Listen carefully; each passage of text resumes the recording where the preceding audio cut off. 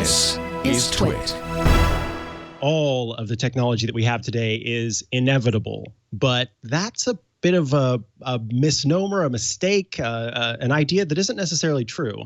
In fact, the phones that we use today, these smartphones with all of their various applications, they almost didn't happen, which is a bit of a shock, I'm sure. Joining us today to talk about the lack of inevitability of the tech that we have today is CNET's Brian Cooley. Hello, Brian. Hey, Micah. Hey, Jason. How you guys doing?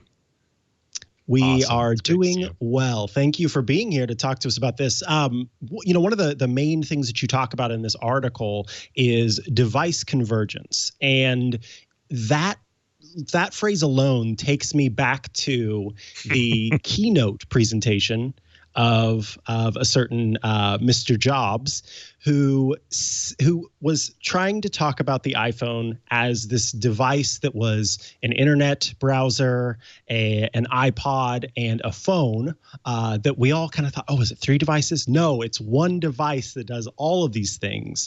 But there was a period of time where experts didn't quite think that we would have a device that served as a phone, that served as an internet browser, and that served as a music listening device. So can you talk about sort of where we started and at that point, why people didn't see the smartphone as being a thing that would eventually come to be?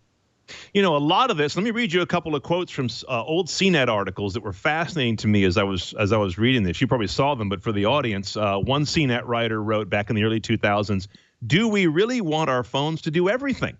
Another article said, "Convergence devices scare me."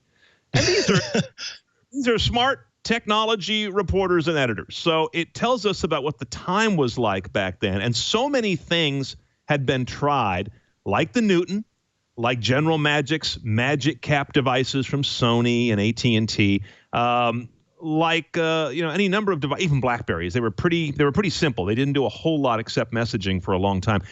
We tried to converge. They didn't work. Pocket PCs, the early efforts to put a Windows computer in your pocket, pretty much all of those were a disaster until the last wave, that was on the Metro interface. And so we had a lot of, I think, gun shyness about it, saying, we've all tried convergence as different companies and software visionaries, and it just doesn't work. You're looking at a bunch of the ones that failed right there. I mean, no one remembers the Pocket PC, the Magic Cap devices, the Apple Newton, and yet they were so close to the right formula. But something had to click, and it's a good lesson, I think, that we need to keep trying at things, whether it's AR and VR that are coming, whether it's connected health and getting more wearables on us that are like a roving, ICU worth of sensors, whatever it is. We got to keep trying because we're closer than we think a lot of time, even when it seems like, no, it's not going to work. Yeah, so I do have to take a second because as I was going through this article and looking at the different devices that are mentioned here, I know about Pocket PC, I know about the Apple Newton, but just as a person who's interested in technology, I was surprised that I had never heard of Magic Cap and the Sony Magic Link. Can we talk for a second about that? Because that, more than maybe the other two, seemed like the real beginning of what we would eventually have. I mean, it has the desktop interface. It has this sort of, I want to work with all of these different devices, no matter what they happen to be, and different communication platforms. Do you have just a little tidbit more about the Magic Cap and Magic Link? Yeah, General Magic's the most interesting story. A number of your TWiT viewers will definitely know it. It's a company. You have to be of a certain age to know about it, though, because it was quite a while ago. We're talking about a late 90s company and mid 90s, really. And it had an amazing roster of interesting, quirky, and nonconformist engineers come together. And they really broke the mold and said, wait a minute, let's just rethink this whole idea of a PC sits on a desk at home or at work, and it does email and web, which even those were new or barely available. And then a phone is a phone. You flip it open, you do calls, you flip it back closed.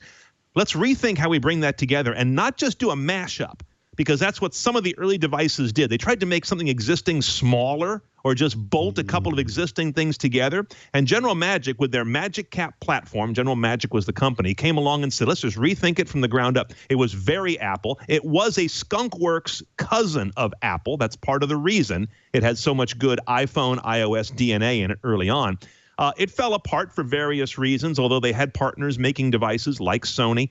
And it didn't work because of a lot of reasons that had to do with not getting it done on time. They tried to do perfect and didn't ship with good instead and keep working toward perfect. They also did not recognize the internet, which was just coming at that moment, mid and late 90s.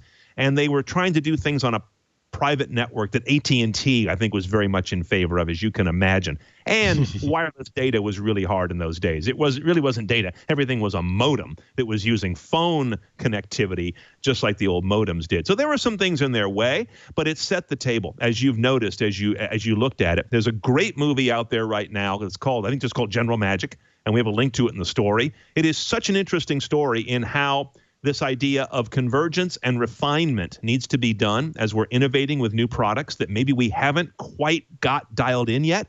It's a very good lesson in what to pursue, how to pursue it, and what to leave behind as you try to get to market. Because getting to market and speaking to real people's needs is key. There's a million graves in Silicon Valley that are filled with entrepreneurs' ideas that didn't stick to real people's needs.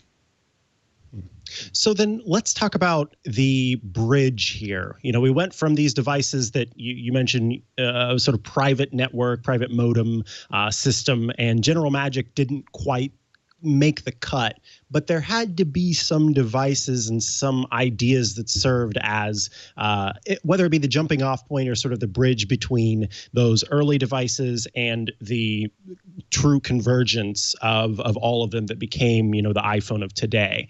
And it seems to be Palm Pilot. Is that what kind of was in between there? I'm such a huge booster of the Palm Pilot and really the trio that followed after it. And Handspring and Palm have this twisted kind of an in and out, siblings that came together into one family relationship. It's too complicated to get into. But the Palm Pilot brought this whole idea of a PDA together, a personal digital assistant. So I'd have my calendar, my notes, my to-do list, but it wasn't a connected device at all. The only connection it had was you would dock it at your computer, push one button, and it would sync to your Windows PC. I don't recall if it did Mac or not.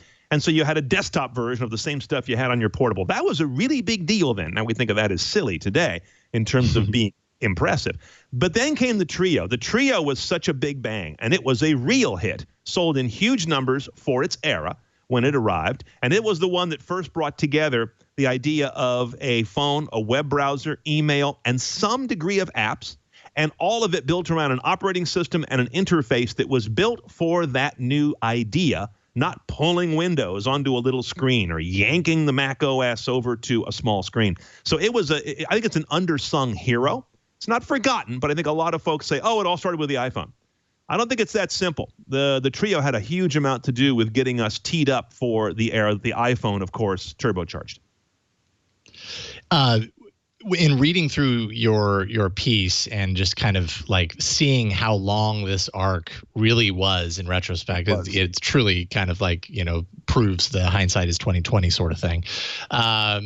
It kind of occurs to me that I feel sometimes like now in this kind of modern technology era, we don't have as much patience as we used to for true convergence or that arc to kind of play out. Do you think that's a fair assessment? Like, I feel like over the course of that long, we had to tread through a lot of mud in order to get something that finally, find the gold at the end of the path.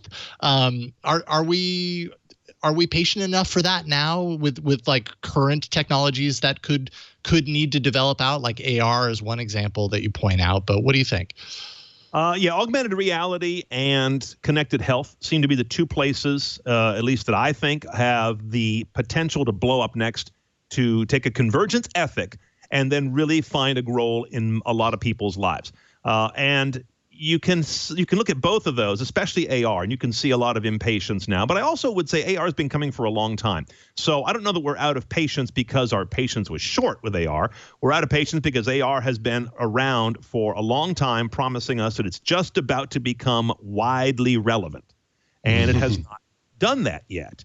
We get it, but we're doing a show about tech. We are in the 1% of people who are really tech forward and look at things and dig deeply and say, okay, the potential's there. But you cannot ask people to get their pick and shovel out and go dig around and unearth the potential in a technology. It's got to be sitting on the surface. The device has to be, in essence, plated chrome plated or gold plated with its promise and its value. You can't make them go dig for it. And so I think that's where AR has to find a way to converge with both the devices it'll be best at, probably phone, probably not glasses for the time being, has to converge with real appetites that we have right now, and has to converge with the kinds of data streams that are available. And then another direction has to converge with coming 5G. Another form of convergence. You pull those 4 poles together and you start to see where AR can finally break out and say, got it. People will look at it, they'll get the value immediately, and they won't have to twist and contort themselves to get that value. Whenever you ask people to twist and contort and jump through hoops to get the value out of a technology, forget it. You've just made yourself a 5% market share tech. Yeah. So another area that you talk about in the article, you've got AR, but also health. And health is huge. I mean, we continue to see every single time a big hardware manufacturer or software creator is introducing a new version, a new update, a new device, it adds more and more health features. And something that's very big right now, of course, is the pandemic that we're all dealing with. And with that comes contact tracing. And you mentioned something that I found very interesting. I ended up going and looking at it, and it's the Happen app, which can you talk a little bit about the Happen app and sort of the way that now health could have a convergence breakthrough? Yeah, so Happen, Happn, is an app that is essentially contact tracing, but not for health. It was designed to connect with people who you may have passed by or, as it says, crossed paths with. It's kind of some Foursquare DNA. Do people still do Foursquare? I don't honestly know. Some Foursquare with some GPS, with some modern COVID contact tracing kind of put together. But what's so interesting about it is it's something that's of value to you personally, whereas today's COVID contact tracing we know is of value to us as a society. We need to opt into it unless you disagree with it. I'm not saying you have to, but it's a social benefit to allow yourself to be traced, whereas something like Happen is a selfish benefit, as are most things that have been a big hit in the connected world. It's just the way it is. If we can serve people's selfish needs, they go all over it. I mean, you think people are using Facebook and social media primarily for news, or using it primarily to feed their own personal interests, maybe to hear what they already thought is true, maybe to find friends that they've lost since high school? It's all kind of very personal satisfaction. I think that's the kind of thing that when you can wrap up a core technology in that candy coating that makes us want to consume it, but there's also a societal benefit we can extract from it, that's where things have to go. I was just talking to one of the lead researchers over at eMarketer this morning. They just did a big report on data privacy in the age of COVID-19. And you know that contact tracing is not going to go away. We've all gotten used to it now. But going forward, brands, technology companies, and others are going to say, let's not let this go. Let's find a way to keep people reporting their contacts, because it is good long-term for health. This is not the last communicable disease respiratorily that we're going to see. We know that. Maybe even waves of this particular one. And we can give them better services as well as create companies around that contact information, something that wasn't terribly readily available before. So you're going to see contact tracing be worked on really hard by companies that want to candy coat it and keep you doing it. That's the big takeaway. We got started with COVID-19 ethic around it, but they're going to try and dip it in chocolate and keep us doing it for a long time. Dip it in chocolate. I like that. In your article too, you dip in chocolate, right? Exactly. You also quote tech industry exec and advisor. Is it Steve Toback? Yeah. Who says that the recipe for convergent success is having intellectual capital, content, and great marketing. That those three things have to come together to result in a success for convergence. And so those are things that you do think could happen for AR and for health, or that maybe are happening right now? Absolutely. And I want to remember when 08 was that article by where we quoted Steve Toback, where he wrote a column for us. So we're going back, not a huge number of years at this point, early iPhone era, right? The things he points out there, that idea of great marketing, Tony Fadell also echoes that, I think, a little bit in the piece. And when he and I talked, Tony was the guy that did most of the engineering on the iPod, a ton of engineering on iPhone. He founded Nest. and now he's over at Future Shape, which is an advisory and a VC firm. He's a visionary around this kind of stuff, around new converged devices. And all of these people have the same echo that if you're developing it and you don't have the marketing being developed at the same time, you're going to have a hard road to go. And that may sound kind of crass to a lot of people that are pure technologists, really skilled engineers, whatever they may be. They say, let us do our thing and we'll build a beautiful thing. And of course they're going to want it. Look how well it works. Look what breakthroughs it has. But you've got to shape it, they will tell you, as you move along through the lens of how you're going to market it. And that's, that can be one that people will push back on in the technology community, because they see the marketing as something that often waters down great products, that will divert or dilute them. But sometimes a little of that dilution is to try and get a huge market with a product that maybe isn't quite as technically impressive as it could have been. But you got a huge market, which allows you to develop many more versions with a lot of money coming in to get to that best possible product down the road.